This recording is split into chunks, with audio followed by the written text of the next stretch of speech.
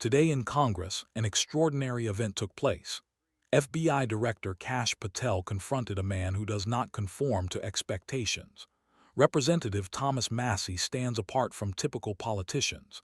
He is an MIT graduate and an engineer, someone who prioritizes facts over emotions. He is someone who pays attention to the details. He's the type who prepares thoroughly.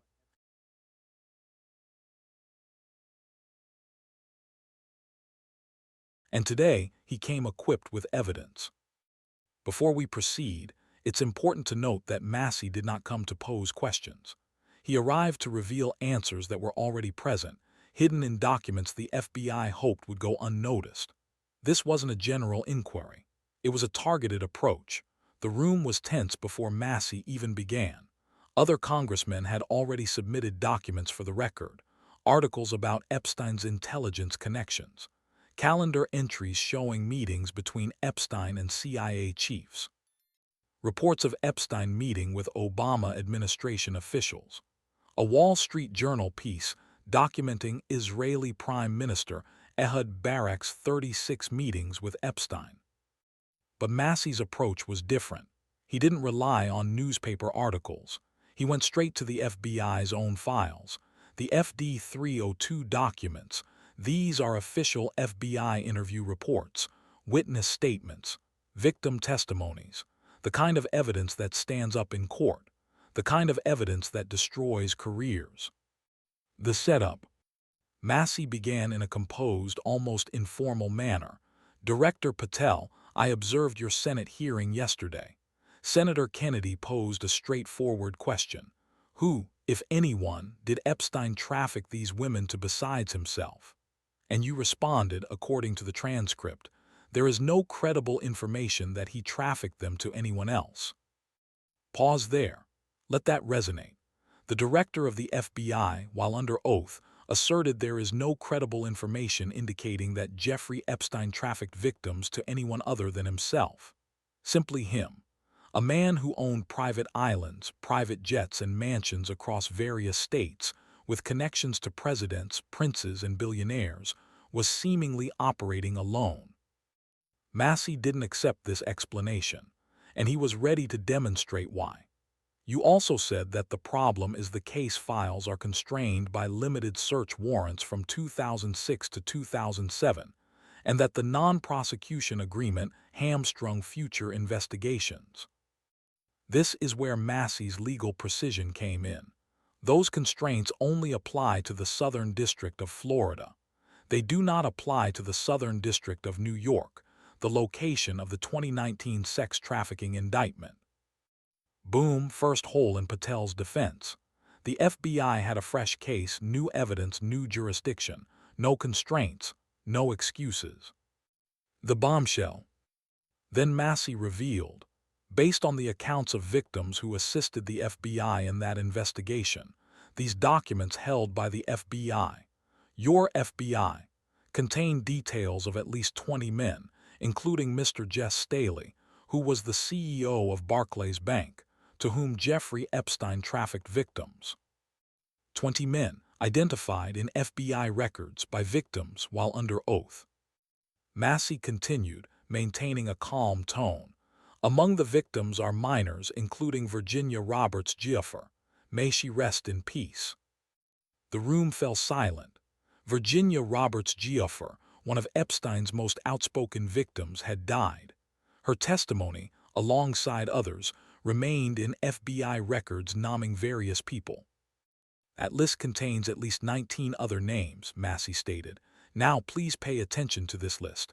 One Hollywood producer worth a few $100 million, one royal prince, one high-profile individual in the music industry, one very prominent banker, one high-profile government official, one high-profile former politician, one owner of a car company in Italy, one rock star, one magician, at least 6 billionaires, including a billionaire from Canada. Stop, rewind. Think about what just happened. A sitting member of Congress just read into the official record that the FBI has files identifying. A prince, we know Prince Andrew has been publicly accused. Hollywood producers. Billionaires. government officials, musicians, politicians. These aren't conspiracy theories. These are FBI documents, FD 302 forms, official witness statements, victim testimony. Patel's defense crumbles. Massie then posed the critical inquiry. We know that these individuals are present in the FBI records, the records that you manage. I may not know who they are specifically, but the FBI does. Have you initiated any investigations into these individuals? And have you had the opportunity to see these 302 documents? Pay close attention to Patel's answer. Sir, I have instructed my FBI agents to examine the complete Epstein files and present any credible information. Observe the wording. I have instructed, not I have gone through, not I have studied. He directed someone else to handle it. He continued, we're working with Congress to divulge that information and produce it to you, but any investigations that arise from any credible investigation will be brought forth. There have been no new materials brought to me launching a new indictment. Translation, nothing to see here. Move along. Massie wasn't having it. So is the loophole here that these victims aren't credible, that the 302s maybe didn't produce credible statements that rise to probable cause. Patel dodged. It's not my assertion, sir. It's the assertion of two different United States attorneys' offices from three separate administrations who investigated those same materials. This is the institutional shuffle. Pass the buck. Multiple offices looked at it. Different administrations. Everyone agrees nothing to see here. But Massie caught him. They reviewed all that. The 302 documents in the FBI's possession where victims name the people who victimized them. Yes, sir. And have you reviewed those 302 documents? Here it comes, Patel's admission. If I personally know, but the FBI has. Stop right there. The FBI director has not personally reviewed documents where child sex trafficking victims name their abusers, documents in his possession, under his authority, about one of the most high-profile criminal cases in modern history. He hasn't read them. The contradiction.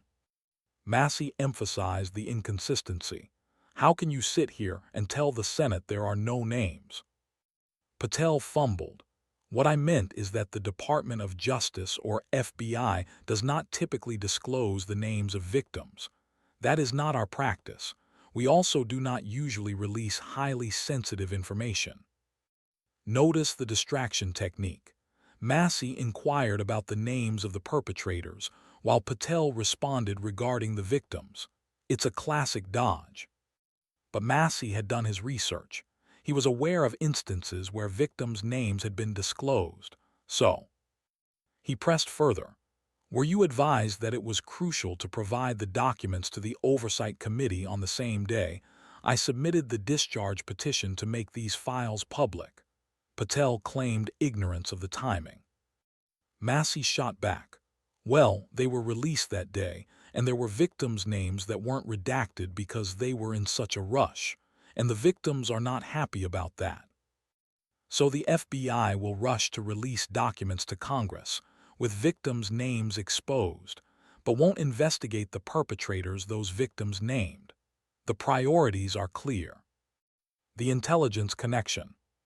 Then Massie went nuclear. Have you investigated any of the CIA connections? Have you seen the CIA file on Jeffrey Epstein? And if you wanted to see it, would they show it to you? This question strikes at the core of the matter. Jeffrey Epstein's ties to intelligence agencies are no longer just conspiracy theories. They are backed by evidence. Former Labor Secretary Alex Acosta, who granted Epstein his notorious lenient plea deal in 2008, allegedly informed Trump transition officials. I was instructed that Epstein was associated with intelligence and to leave it be. Consider this. A cabinet secretary acknowledged that Epstein received protection due to his intelligence connections. Epstein's private schedules, made public through court records, reveal meetings with CIA Director William Burns during his time as Deputy Secretary of State. There were also meetings with Catherine Rumler, who served as White House counsel under Obama, and with figures from Israeli intelligence. So when Massie asks about CIA files, he's not speculating. He's following documented evidence. Patel's response: "Well, I can speak for the FBI, and I presuming there's a CIA case file. I've reviewed everything that the interagency, not I, the FBI, that was provided to us." Again the dodge, presuming there's a CIA file, as if we don't already know there is one. Would you be willing to look at the CIA file on Jeffrey Epstein? If there is such a file, and it has not already been turned over to the FBI will look at any new investigative leads. If the FBI director won't confirm or deny whether he's even tried to see CIA files on the biggest sex trafficking case in American history. The pattern. Massie then shifted to highlight a wider trend of FBI shortcomings. Have you made any advances on the pipe bomb inquiry from January 6th? And have you uncovered any information about the motive behind the Las Vegas shooter? These are two of the most critical criminal probes in recent history. The January 6th pipe bombs, still unresolved after 4 years. The Las Vegas mass shooting, the deadliest in recent U.S. history, motive still unclear. Patel's reply: "Regarding the first, it's an ongoing investigation and we have made some progress. Concerning the second, sir, I will need to follow up with you." Ongoing investigations, no solutions. The trend continues, the smoking gun document. As Massie yielded back his time, another congressman introduced one final document for the record. An unsigned memorandum from July 7, 2025, that says, "We did not uncover evidence that could predicate an investigation against uncharged third parties, with the insignia of the Department of Justice and the FBI." This is it. This is the smoking gun. An unsigned memo, meaning no one will take personal responsibility, claiming no evidence exists to investigate anyone else. But we just heard there are FBI files, FD 302 documents, victim testimony, names, 20 men, detailed accounts. So either 1. The FBI is lying about what evidence exists, or 2. The FBI is redefining what constitutes evidence that could predicate an investigation. Either way, the result is the same. No one gets investigated, no one gets charged, no one faces justice. Why this matters?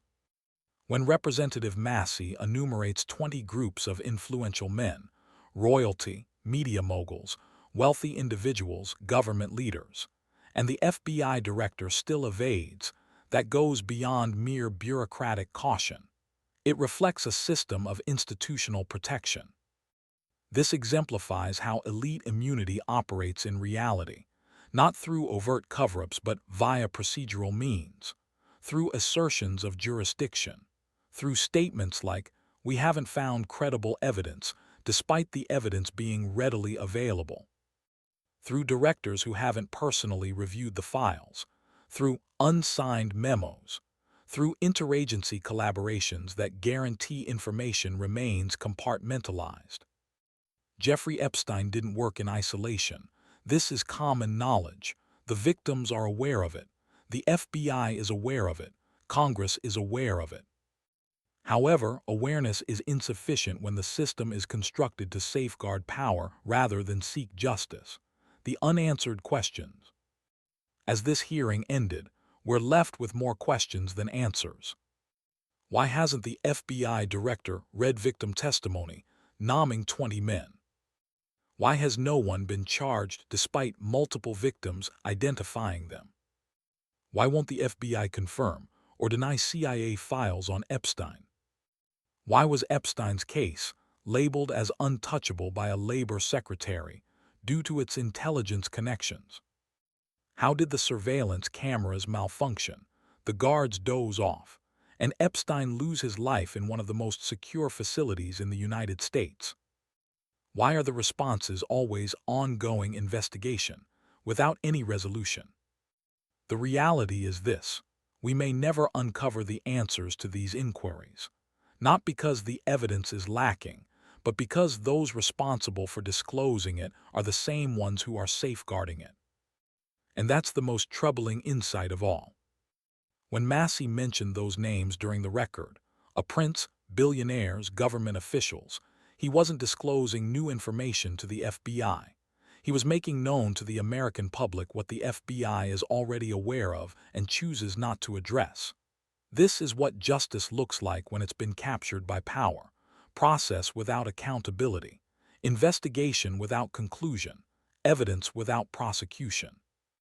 More than 250 children were victimized. Their abusers were documented, and nothing happens. History will record this moment. The day a congressman read the names into the record and the FBI director looked away. The victims deserve better. The truth deserves better. Justice deserves better. But until we demand it, loudly, persistently, relentlessly, this is what we'll get: silence, evasion, and powerful men walking free.